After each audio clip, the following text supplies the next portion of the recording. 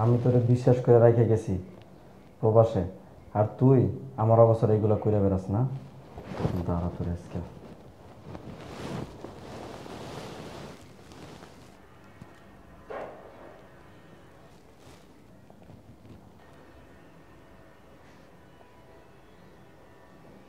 দাঁড়া, তোর এইভাবে মজা বুঝাইতেছি। আচ্ছা,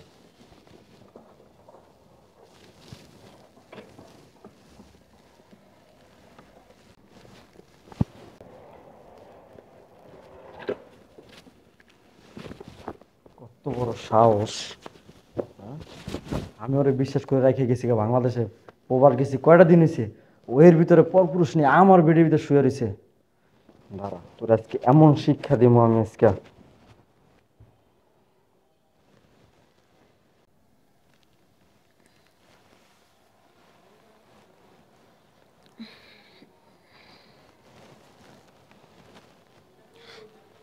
আরে আমার হাজবেন্ড ফোন দিছে। হ্যালো, হ্যাঁ বলো। তুমি কোথায়? আমি আমি তো বেডরুমে শুয়ে রইছি। ও তাই, বেডরুমে না? আচ্ছা ই করো, ড্রয়িং রুমে আসো। আরে কি বলো, তুমি কোথায়? তুমি কি চলে আসছো? হ্যাঁ, আমি তোমার জন্য ড্রয়িং রুমে অপেক্ষা করতেছি, আসো। ও তাই নাকি, তুমি বাংলাদেশে চলে আসছো? বাট আমাকে তো কিছু বললা না, না বলেই চলে আসছো। আচ্ছা ঠিক আছে, তুমি দাঁড়াও, আমি আসছি এখনই। হ্যাঁ, তোমাকে সারপ্রাইজ দেওয়ার জন্য চলে আসছে, তোমাকে কিছু বলি নাই। আসো, চালু করে আসো। ও আচ্ছা তাই। আচ্ছা ঠিক আছে, তুমি বসো, আমি এখনই আসছি। এই এই শোনো, ওঠো। কি হয়েছে? আমার হাজবেন্ড চলে আসছে বাংলাদেশে, ড্রয়িং রুমে বয়ে রয়েছে। হ্যাঁ চলো না, চলো। তোমার এখন কোথায় লুকাবো আমি বুঝতেছি না। খাটের নিচে যাইতে পারবা? যাও তো দেখি। খাটের নিচে পারবা না? না দেখি এখানে আসো তো, এটার পিছনে। আরে না, এখানেও তো হবে না। আচ্ছা দাঁড়াও, পর্দা পর্দা পর্দা পর্দার।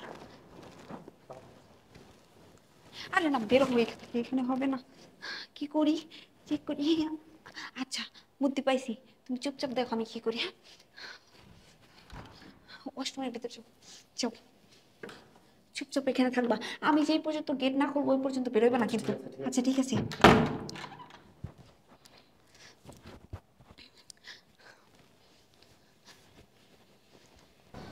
আয় তুই, তোর আজকে বুঝামু কত ধানে কত চাল, কত বড় সাহস। হ্যাঁ, ওরা আমি বিশ্বাস করে রেখে গেছি এই জায়গায়, আর ওই বিশ্বাসে এই মর্যাদা দিল। আমার ফ্যামিলির অগসরে আমি ওরে এখানে রাখছি, আমার ফ্যামিলি জানে না। তোর সব খাওয়ান খরচা বহন আমি সব কিছু করতেছি, আর তুই কি করস? তুই আমার ঠকাইতেছস। তুই আমার অবর্তমানে তুই বেডরুমে পুরুষ নিয়ে তুই এরকম ফুর্তি করস। আয় তুই আজকে। আরে তুমি চলে আসছো, তুমি না বলে হুট করে যে চলে আসলা। হ্যাঁ, তোমাকে সারপ্রাইজ দেওয়ার জন্যই আসছি। ও আচ্ছা, কি সারপ্রাইজ? তোমাকে কি সারপ্রাইজ দেবো, আমি নিজে সারপ্রাইজ হয়ে গেছি। আরে তুমি কি বলতেছো, আমি কিছু বুঝতেছি না। বুঝতেছো তুমি না? সারপ্রাইজ হয়ে গেছো মানে? খুব শখ লাগতেছে না? অবশ্যই বলো, জানার তো আগ্রহ সবারই থাকবে। বেডরুমে যে ছেলের সাথে শুয়ে ছিল, ওই ছেলেটা কে? ছেলে? কোন ছেলে? কার কথা বলতেছো তুমি? তুমি কি আমাকে সন্দেহ করতেছো? না না না, তোমাকে সন্দেহ করা যায়? তুমি কি সন্দেহ করার মতো মাল যে তোমাকে সন্দেহ করবো আমি? হ্যাঁ, তুমি কি সন্দেহ করার মতো জিনিস? এমন কোনো কাজ করছো তোমাকে সন্দেহ করবো আমি? আরে আমি বুঝলাম না, তুমি বাংলাদেশে এসে আমার সাথে এরকম রিয়াক্ট করতেছো হ্যাঁ, কেন? তোমাকে বুঝাবো, চলো আমার সাথে। আরে কোথায় যাইতেছো? বুঝলাম না, দাঁড়াও না। আরে আমি কিছু বুঝলাম না, তুমি হুট করে প্রবাস থেকে চলে আসছো, আসছো ভালো কথা, তুমি এরকম রিয়াক্ট করতেছো কেন আমার সাথে? আর কি খুঁজতেছো তুমি?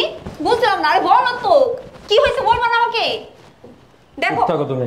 দেখো, তুমি এরকম রিয়াক্ট করতেছো আমার সাথে, আমি কিন্তু তোমার কাছে এইগুলো আশা করি নাই। আমি তোমার কাছে এগুলো আশা করি নাই। এই মালটারে কই লুকাইছে, বাইর করো। এই মালটা কই? যে মালটা নিয়ে তুমি শুয়ে আছো, মালটা কই? বের করো। কিসের মাল? কোথাকার মাল? কি বলতেছো তুমি? বুঝতেছো না? না বুঝতেছো না তুমি? আচ্ছা তুমি কি আমাকে সন্দেহ করো? হ্যাঁ, বুঝতেছো না তুমি? হ্যাঁ, বুঝলাম না আমি, কি করতেছো এগুলা? কই লুকাইছো? কই রাখছো বলো? আরে তুমি কি বলতেছো? তুমি এখানে বসো, একটু ঠান্ডা হয়ে বসো। আমি বসবো না তো, কই রাখছো সেটা বলো। কোথায় লুকাইছো তুমি? আরে কারে কই রাখছি? তুমি কি আমাকে সন্দেহ করতেছো নাকি? বুঝলাম না। তোমার কি মনে হয়? কি মনে হয় তোমার? তুমি সত্যি সত্যি বলতেছো? তুমি বলো তো কোথায় লুকাইছো তুমি? আরে কে কাকে কাকে কোথায় লুকাইছি তুমি কি বলতেছো? দেখো মেজাজ ঠান্ডা করো, ঠান্ডা করে এখানে রিল্যাক্স করো, রিল্যাক্সে বসো, তারপর কথা বলতেছি। ও আমার মেজাজ ঠান্ডা করবো না? তুমি আমার বেডরুমে পরপুরুষ নিয়ে শুয়ে থাকবা আর আমার মেজাজ কি ঠান্ডা থাকবে, কুল থাকবে, কুল? আচ্ছা তখন থেকে তুমি বেডরুমে পরপুরুষ পরপুরুষ পরপুরুষ, আচ্ছা তোমার কি মাথাটা পুরো গেছে? তুমি আমার প্রবাস মাথা থেকে গেছে। এসে সেরা বলার মানে তুমি চুপ থাকো, আমি বলছি। তুমি খুঁজে বার করবে না, আমি খুঁজে বার করতেছি। কি পাগল হয়ে গেছো? একদম সাইলেন্ট। আরে কি করতেছ? এখানে কিছু নাই। একদম চুপ। আরে কিছু নাই তো। বাইরা কেউ নাই না? এটা কে? ও ইনি ইনি তো হচ্ছে এই যে কল মিস্ত্রি, কল ঠিক করতে আসছিল। কলমেস্ত্রি? হ্যাঁ হ্যাঁ কলমেস্ত্রি। আচ্ছা ভাইয়া আপনি কি কল ঠিক করছেন? কল না আসতে তো আপনার হাজবেন্ড চলে আসছে, কিভাবে সারবে? তোমার জন্য কলটা ঠিক করতে পারে নাই। কল কোনটা ঠিক করছেন, উপরেরটা না নিচেরটা? কথা বলতেছেন না কেন? কি বলেন আপনি? ও কি বললাম, কিছু বুঝতেছেন না? কতদিন যাবো চলতেছে এগুলো? আরে তুমি কি বলতেছো? উনি তো কল মিস্ত্রি। এই চুপ থাক, তোরা যেটা বলছিস কর। কতদিন ধরে চলতেছে এগুলো? আরে তুমি আমার ভুল বুঝতেছো, দেখো আমার ভুল বুঝবো না। উনি কল মিস্ত্রি, কি চলবো কতদিন ধরে? তুমি কি বলছো? আমি ভুল বুঝতেছি না? তুই আমার কি বলদ পাইছস না বলদ মনে করতেছস? আমি জানি তুই স্বীকার করবি না, তাই আমি প্রমাণ রাখছি। কিসের? দেখ এই যে, দেখছস? হ্যাঁ বিশেষ হয়েছে? খারায় নেই, বিশেষ হয়েছে এখন? হ্যাঁ এগুলো কি করে পারলি? আসলে আমার ভুল হয়ে গেছে, আমার ভুল হয়ে গেছে? এই তোর কোনো কিছু অভাব রাখছি আমি? হ্যাঁ এত বড় ফ্ল্যাটটা তোরে দিছি, আমি নিজে খাইয়া না খাই পরিশ্রম করতে যখন টাকা পাঠাই, তা তুই ভালো থাকতে পারস তোর সুখের জন্য। আর তুই আমার এইরকম ভাবে ঠকাইতেছস, আমার বিষয়টা এইভাবে খেলা করতেছস। হ্যাঁ এরকম বাইরের পরপুরুষ নিয়ে তুই রঙ্গলীলা করস, তোর এত লাগে? হ্যাঁ তুই একটাবার চিন্তা করলি না যে আমার হাজবেন্ড আমার জন্য কত পরিশ্রম করতেছে? আমি রাত্রে 2 ঘন্টা ঠিক মতন ঘুমাইতে পারি না, আবার উঠে কাজ করা লাগে, শরীরে রক্ত পানি কইরা পরিশ্রম করে টাকা পাঠাই আমি প্রত্যেক মাসে লক্ষ লক্ষ টাকা পাঠাই তোর জন্য। আর তুই এত কিছু পাওয়ার পরেও, এত সুখ বিলাসিতা পাওয়ার পরেও তুই পরপুরুষ নিয়ে এরকম পিছনে আনন্দ ফুর্তি করস। হ্যাঁ কেন করছিস এগুলা? কিসের অভাবটা ছিল তোর? কোন দিক দিয়ে আমি অভাব দিছি তোরে বল? কেন করলি তুই? কেন তুই আমার জীবনটা নষ্ট করলি? কেন তুই আমার ঠকাইলি? কেন তুই আমার পিছনে খেলা করলি? যা করছি বেশ করছি, একদম ঠিক হইছে। তুমি যে প্রবাস প্রবাস গেছো আজকে কত বছর হয়েছে? তোমারে আমি কতবার বলছিলাম ছুটি নিয়ে আসো, ছুটি নিয়ে আসো, আমার কথা শুনছিলা? শোনো, টাকা পয়সা কোনো দিক থেকে তুমি আমারে কমতি দাও নাই, কোনো দিক থেকে অসুখী রাখো নাই, কিন্তু স্বামী স্ত্রীর যে ভালোবাসা, একটা মিল মহব্বত, সেটা কি তুমি দিতে পারছো? তুমি 10টা বছর যাবত বিয়ে কইরা রাইখা 1 মাস হয় নাই তুমি বিদেশ চলে গেছো। কই আমারে কি স্বামীর ভালোবাসা দিছো? দাও নাই। আমারে কি তোমার রোবট মনে হয়? আমি কি রোবট? আমার কি কোনো চাহিদা নাই? মানে তুমি আমার টাকা পয়সা সুখ বিলাসিতা সবকিছু দিছো, মানে আমার তো কোনো চাহিদা নাই, তাই না? আমার টাকা পয়সা পাইছি তো সবকিছু হয়ে গেছে। শোনো, আমাকে দোষী করার আগে না তুমি তোমার নিজের বিবেককে একটু প্রশ্ন করে দেখো যে তুমি কি আমার সাথে অবিচার করোনি, তুমি কি আমার সাথে অন্যায় করো নাই, তাই না? আমি বাধ্য হয়ে আজকে এই কাজটা করছি, আর এটার জন্য না আমি দায়ী না, এটার জন্য তুমি দায়ী। এটার জন্য আমি দায়ী? অবশ্যই এটার জন্য আমি দায়ী। এগুলো কার জন্য করছি? হ্যাঁ আমাদের ভবিষ্যতের জন্য না, আমাদের ফিউচারের জন্য না, যাতে আমরা ভালো থাকতে পারি পরবর্তীতে। আমাদের যে বাচ্চাকেও তারা ভালো থাকতে পারবে, কোনদিন বলতে পারবে না যে আমার বাবার টাকা নাই, আমি খাইতে পারি না, পড়তে পারি না, লেখাপড়া করতে পারি না, এগুলো তুমি কোনদিন বলতে না পারে। তুমি কোনদিন বলতে না পারো যে আমি ভালো একটা গহনা কিনতে পারি নাই, ভালো একটা শাড়ি কিনতে পারি নাই। তার জন্য আমি এতদিন দূরে ছিলাম। আমরা যখন বিয়ে হয়েছিল তখন তো আমাদের খুব সমস্যা ছিলাম, আমরা ছিলাম না, আমাদের টাকা পয়সা ছিল না। তখন তুমি বলছো আমার বাড়ি লাগবে, গাড়ি লাগবে, আমার সোনা গয়না লাগবে, টাকা পয়সা লাগবে। হ্যাঁ তুমি এরকম বেকার বসে রয়েছো, আমার এটা চলবো না, এরকম এলে আমি বাপের বাড়ি চলে যাবো। তখন তোমার এই কথাগুলো কইছিল বলতে পারো? তখন তোমার এই কথাগুলো তোমার মনুষ্যত্ব তখন কইছিল?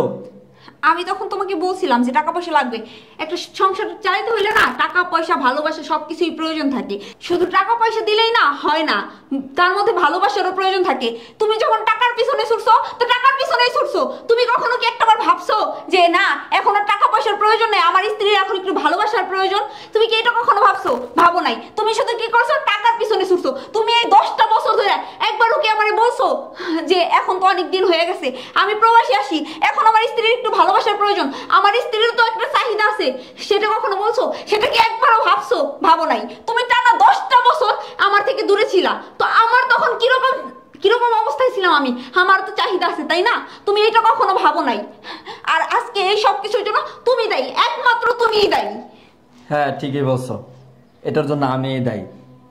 হ্যাঁ এটার জন্য আমিই দায়ী। বাড়ি করছি, গাড়ি করছি, প্রবাস থাইকা, হ্যাঁ মাসে মাসে লক্ষ লক্ষ টাকা পাঠাইছি, সোনা গয়না কেনার জন্য টাকা পাঠাইছি, ভালো কাপড় চোপড় বেতন টাকা পাঠাইছি। এটি আমার অপরাধ, এটার জন্য আমিই দায়ী। কেন করলাম এগুলো? আমি কিসের জন্য করলাম, কার জন্য করলাম? আমি তোমার মতো মন মানসিকতা প্রত্যেকটা প্রবাসী স্ত্রী যদি থাকতো না, তাহলে কি করতো জানো? এরকম পরকীয়া লিপি থাকতো, পরপুরুষ না বেডে শুয়ে থাকতো। বুঝতে পারছো? তাহলে কেউ বিদেশ যাইতো না, কেউ প্রবাস করতে পারতো না, সব বাংলাদেশে থাকতোই তো। তোমার মতো যদি মন মানসিকতা কারো থাকতো। বুঝতে পারছো? যাই হোক, যেহেতু আমার দোষ না, আমার তো অপরাধ না, কেন আমি বিদেশ গেছি, কেন কারিগরি টাকা কামাইছি, কেন বুক বিশ্বাস এত কিছু করছি, এটা আমার অপরাধ না? আমার অপরাধ আমিই দায়ী। তুমি তোমার নাগুন নিয়া এখন বাসা থেকে বেরোয় যাও। আসলে দেখো, আমি আমি তোমার মুখ দেখতে চাই না, তোমার মুখ থেকে একটা কথা শুনতে চাই না আমি, কারণ তোমার মতো নারীর মুখ থেকে আমি কোনো কথা শুনতে চাই না। কারণ আমার বলছো না আমার দোষ, তোমার এত চাহিদা, তুমি 10টা বাজে তুমি সহ্য করতে পারলা না, তুমি নিজেকে নিজে কন্ট্রোল করতে পারলা না, তোমার এতই কিছু লাগে, সেটা আমি করছি না, আমার অপরাধ না? তা তোমার মুখ থেকে আমি কোনো কথা শুনতে না, আর তোমার কোনো স্থানে আমার বাড়ি বেরো যাও তুমি। দেখো, আমি ভুল করে ফেলছি, আমার মাফ করে দাও, আমার আর একটা বার সুযোগ দাও। আমার ভুল, আমার ভুল, আমি শুধরাম। তুমি বেরো আমার চোখের সামনে থেকে। হ্যাঁ, একবার সুযোগ দাও না। তুমি আমার চোখের সামনে থেকে বের হলে নিয়া যাও, বেরান।